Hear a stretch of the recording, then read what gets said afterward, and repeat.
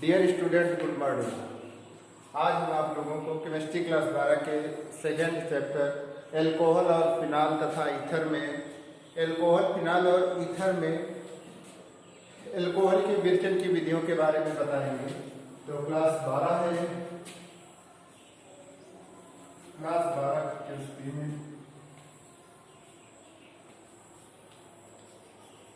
Chapter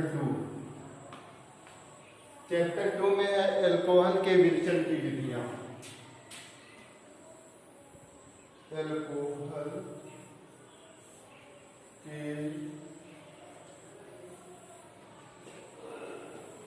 विरचन की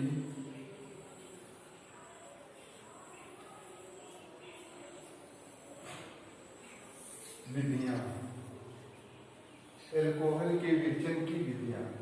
अब इस एल्कोहल के विरचन की विधियों में आप लोग सबसे पहले जानेंगे कि मोनोहाइड्रिक एल्कोहलों में इनको हैलो एल्केन से किस प्रकार से बनाया जाता है। तो इसमें हैलो एल्केन का मतलब होता है, जैसे मान लिया हमने हैलो एल्केन,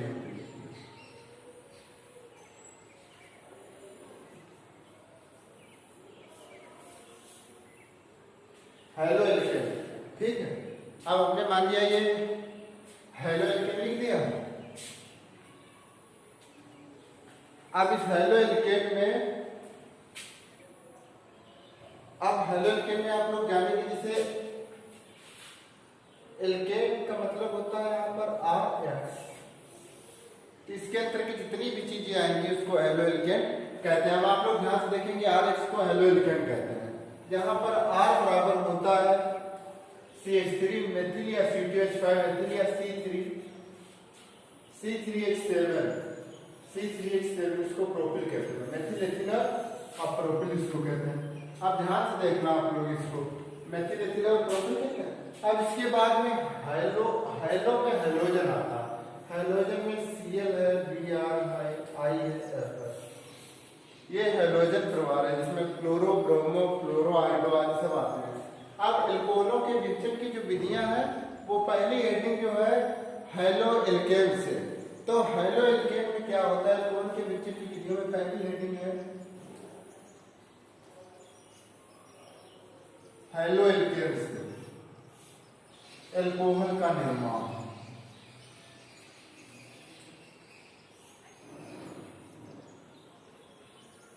हैलो एल्केन से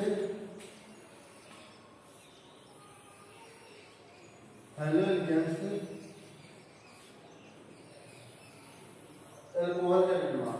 अब आप लोग इसमें जानेंगे हैलो एल्केन से एल्कोहल के निर्माण किस प्रकार से होता है। हमने आप लोगों को हैलो एल्केन अभी बता दिया है कि RX को हैलो एल्केन कहते हैं।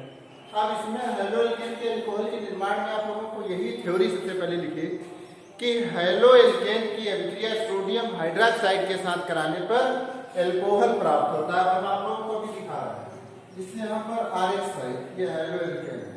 ठीक, इसकी अभिक्रिया जो होती है हैलो एल्केन की, वो NaOH के साथ में हो जाएगी, NaOH के साथ।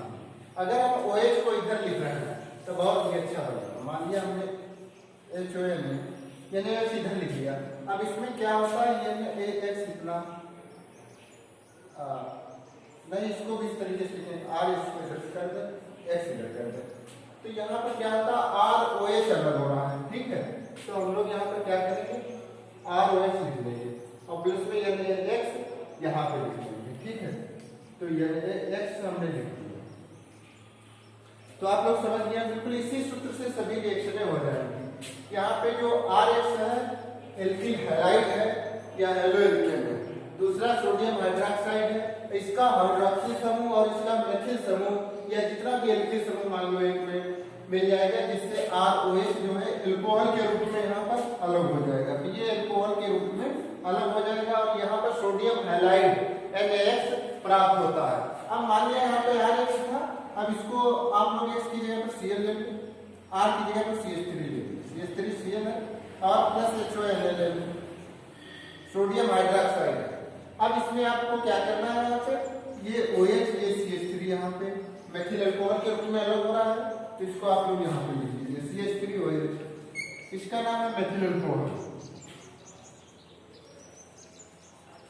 Methyl alcohol.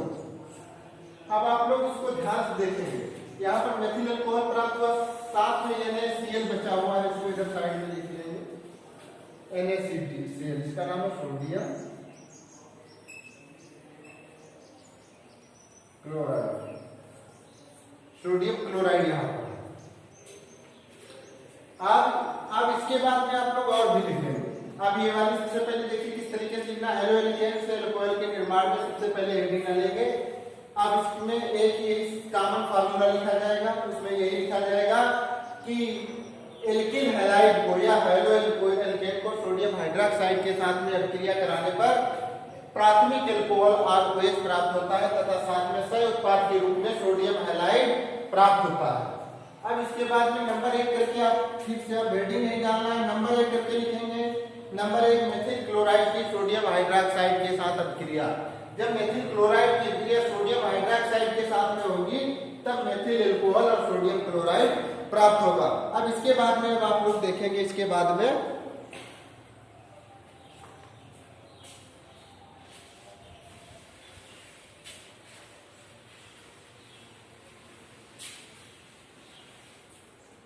जिस तरीके से सूत्र हमने लिखा है बिल्कुल इसी तरीके से कई अभिक्रिया यहाँ पर हो जाएंगे। सूत्र सभी को याद है, RH है, ठीक है, और प्लस में चाहे OH लिख लो या नहीं लिख लो या नहीं, यहाँ पे RH है या नहीं, तो यहाँ पर NaX अलग हो जाएगा और प्लस में RH प्राप्त होता है। तो इसी प्रकार से नंबर 1 लिखिए आप लोगों ने। नंबर 2 में आप लिखेंगे एथिल ब्रोमाइड ले लो, किससे C2H5, X की जगह पर Br ले लिया हमने, उसके बाद में NaOH ले लिया। अब देखेंगे आप यहाँ पर NaBr यहाँ पर अलग हो जाएगा, NaBr अलग हो जाएगा, प्लस में C2H5OH अलग हो जाएगा, C2H5OH अलग हो जाएगा।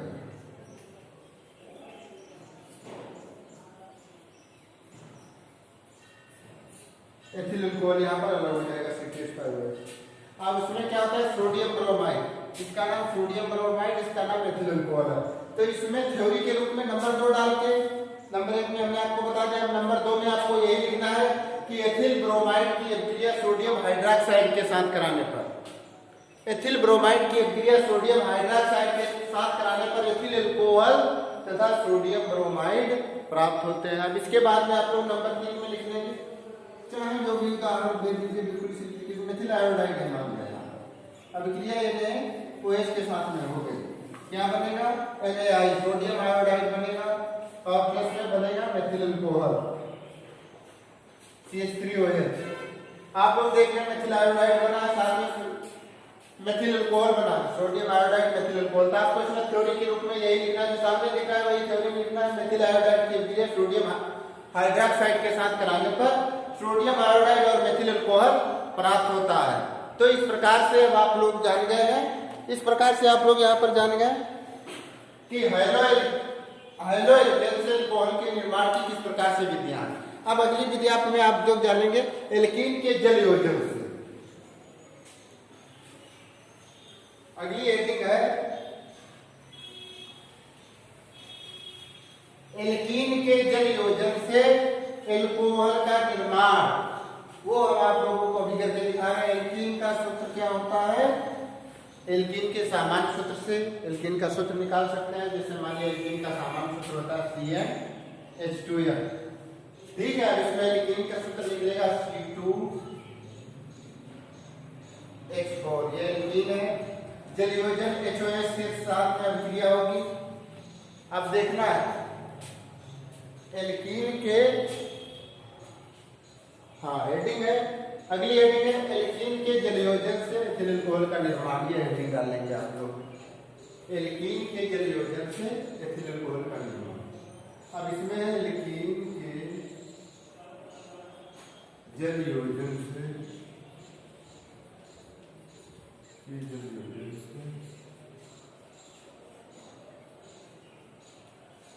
एथिल अल्कोहल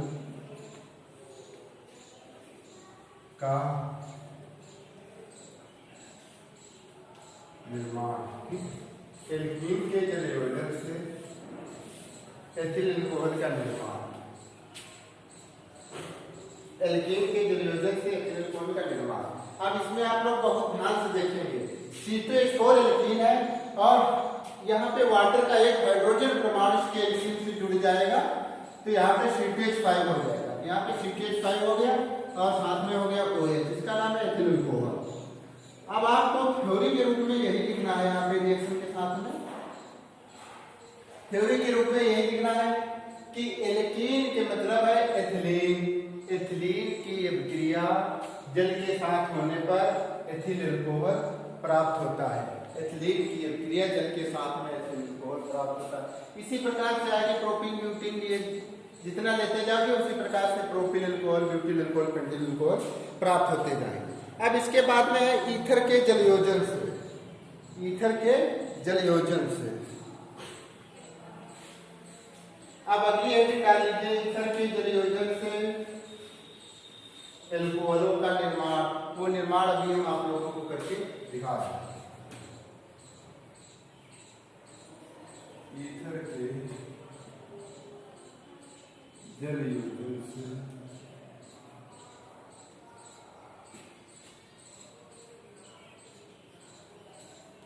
ईथर के जलयोजन से अल्कोहल का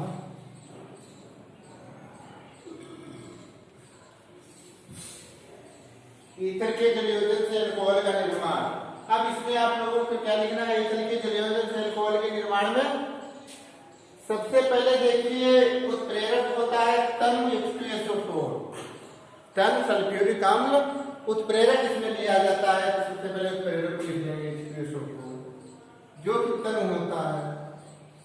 आप लोग साधारण जानते हैं जब विलेन का घोल गाढ़ा होता है तब वो क्या होता है, सांद्र होता है, और विलेन का घोल जब इसके विपरीत होता है तब वो तनु कहलाता है। यहाँ पर तनु सल्फ्यूरिक अम्ल है प्रेरक के रूप में, और प्रेरक का आप लोग कार्य जानते हैं, अभिक्रिया को प्रभावित करते हैं, अभिक्रिया में भाग, अभिक्रिया को केवल कम ज्यादा करते हैं लेकिन अभिक्रिया में भाग नहीं लेते हैं। किसी अभिकारक या उत्पाद से इनका कोई ज्यादा लेना देना नहीं होता है। तो आप लोग यही जानेंगे ईथर के जलयोजन से। तो यहाँ पर हम लेख देखिए, चाहे जो ईथर ले लीजिए। अब ईथर की आप लोग डेफिनेशन जानते हैं कि दो संयोजन, द्विसंयोजन। पहले ईथर की डेफिनेशन को जाने। देखिए ऑक्सीजन परमाणु इसकी दो संयोजकताओं को ईथर कहते हैं। तो इसमें आप लोग यही जानेंगे कि द्विसंयोजन ऑक्सीजन को ईथर कहते हैं।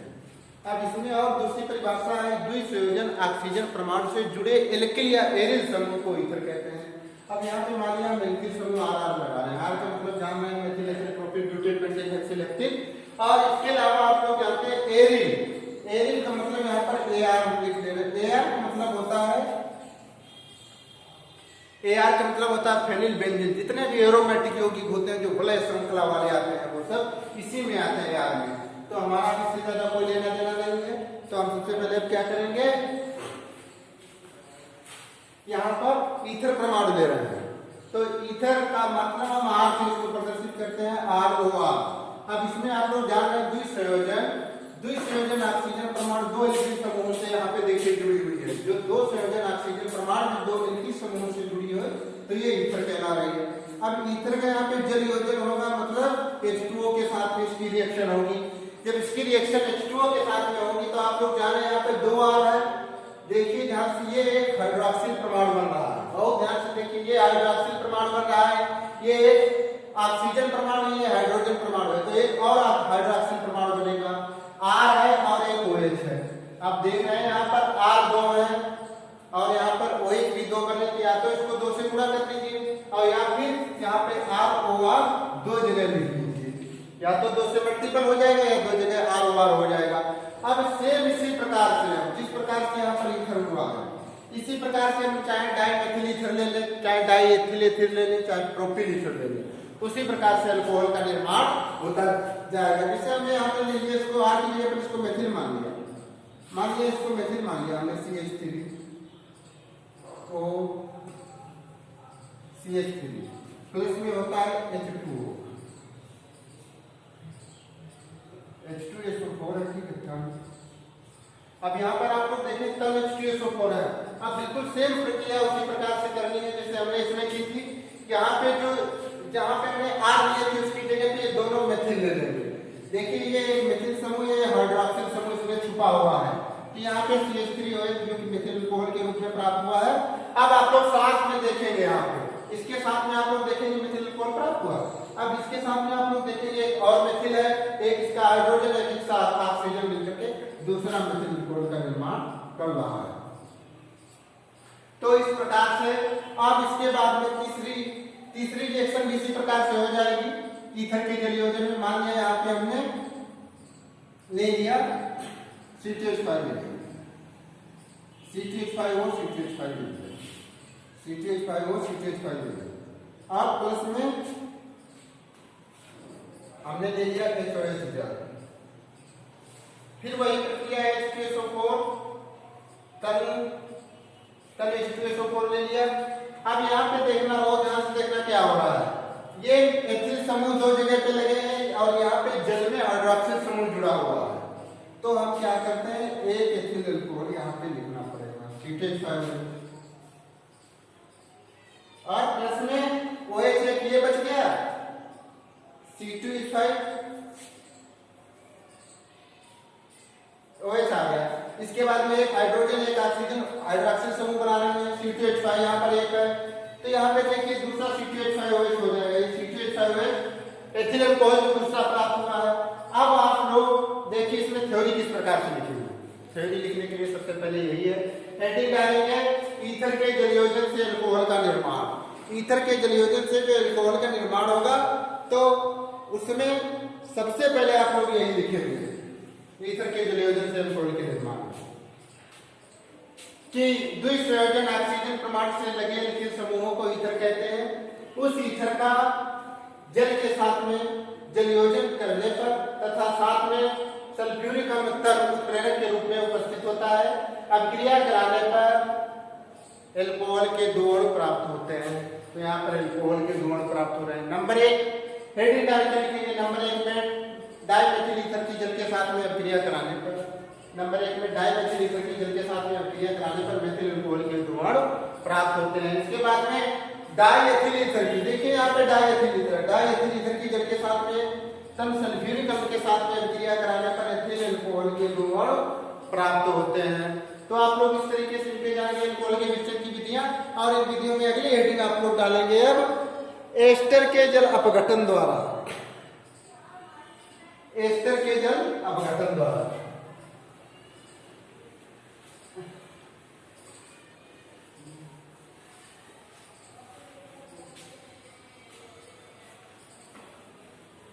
अब देखिए यहाँ पे जो एस्टर होता है, एस्टर के जल अपघटन में क्या होगा। एस्टर हम लोग कहते हैं RCOOR। आप लोग देखेंगे RCOOR को कहते हैं एस्टर। अब इसका जल अपघटन जो होता है वो होता है HONA या OH सोडियम हाइड्रोक्साइड के साथ। ठीक है, यहाँ पे क्या होगा, जल अपघटन होगा।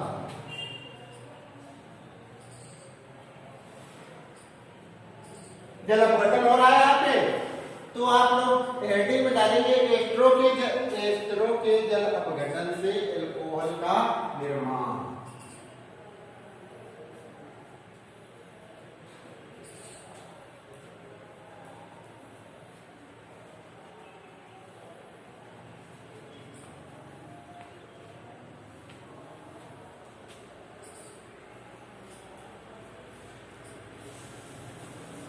एस्टरो के जल अपघटन से अल्कोहल का निर्माण।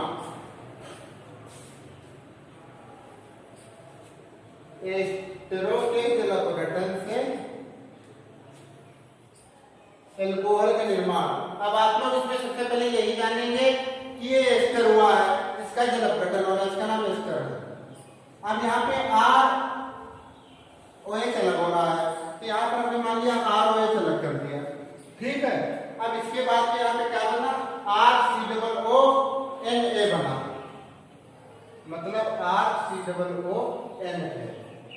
अब सेम इसी प्रकार के R की जगह पे हम मान लिया CH3 ले ले लिया यहाँ पे, तो CH3COOCH3 इसका नाम है मेथिल एसीटेट। अब क्रिया होगी HONA के साथ में, जल अपघटन होगा इसमें भी,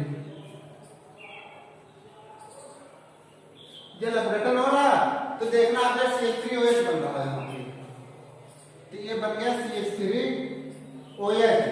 CH3OH बना है, साथ में बना CH3COONA, CH3COONA, इसका नाम होता है सोडियम एसीटेट।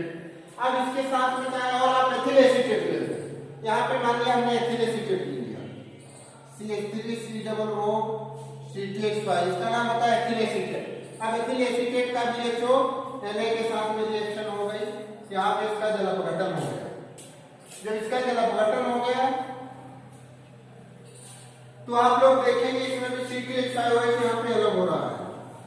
जब यहाँ पे CTH5OH अलग हो रहा है, साथ में बनेगा CH3COONA, फिर से सोडियम एसीटेट।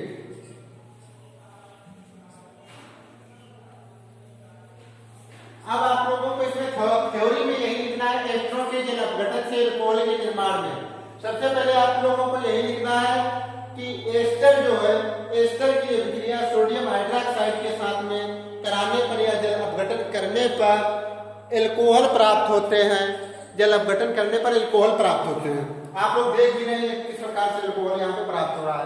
अब नंबर 2 में आप लोग यही लिखेंगे कि मेथिल एसीटेट की अभिक्रिया सोडियम हाइड्रोक्साइड के साथ में कराने पर मेथिल अल्कोहल तथा सोडियम एसीटेट प्राप्त होते हैं। नंबर 3 में आप लोग लिखेंगे इसको, नंबर 2, नंबर 1, नंबर 2, नंबर 3 में आप लोग लिखेंगे एथिल एसीटेट की अभिक्रिया सोडियम हाइड्रोक्साइड के साथ में कराने पर एथिल अल्कोहल तथा सोडियम एसीटेट प्राप्त होते हैं। तो अल्कोहल के विघटन की विधियों में आज इतना ही। धन्यवाद। आप अगला वीडियो कर लीजिए।